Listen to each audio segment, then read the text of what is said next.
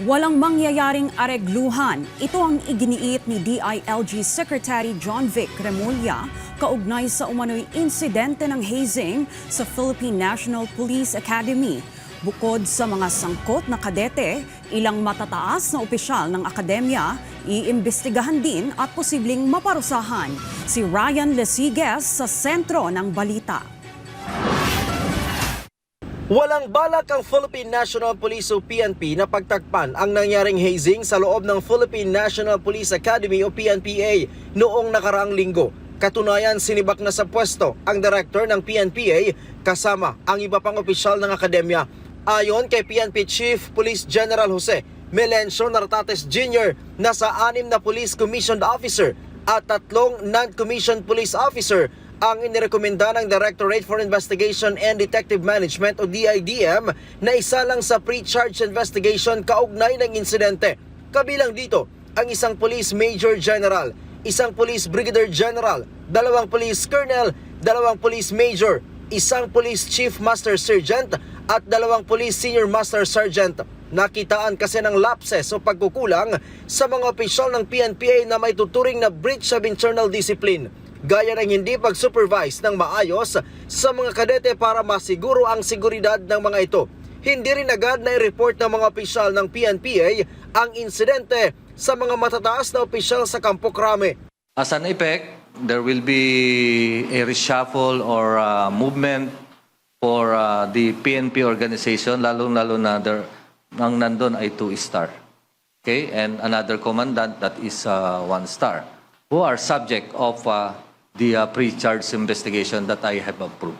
Samantala, inilabas na ng DILG ang pagkakakilanlan ng 3 kadet na direktang may kinalaman sa pag-hazing sa 24 na plebo. 3 po ang arrested and charged na kadete ng PNPA. Ito po ay sila Miko Legarda Escalante, 20 years old, PNPA 3rd class cadet, resident of Purok, Maligaya, Davao Oriental. Harold Locob Hehe, 20 years old, PNPA 3rd class cadet, resident of Quezon City. Lance Elroy Guinteran Gay Ramon, 21 years old, single, PNPA 3rd class cadet, resident of Misamis Oriental.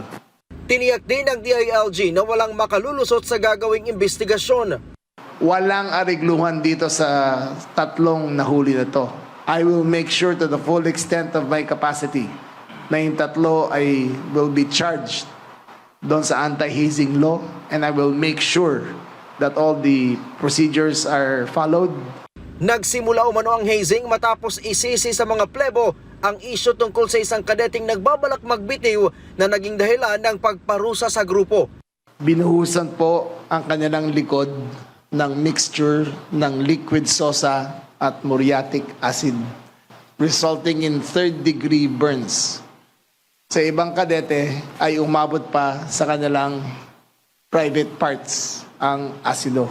Samantala, bunsod sa biktima ng hazing, isinalang na rin ng PNPA sa body check ng Academy Health Service ang iba pang miyembro ng PNPA Class of 2029. Sa 223 miyembro na isinalang sa body check, 48 dito ang may mga injuries, kabilang ang 33 lalaki at 15 babae. Gayunman, hindi pa matukoy kung dahil ito sa hazing o bunsod lamang ng isinagawang combative sports training. Ryan Lesigues para sa Pambansang TV sa Bagong Pilipinas.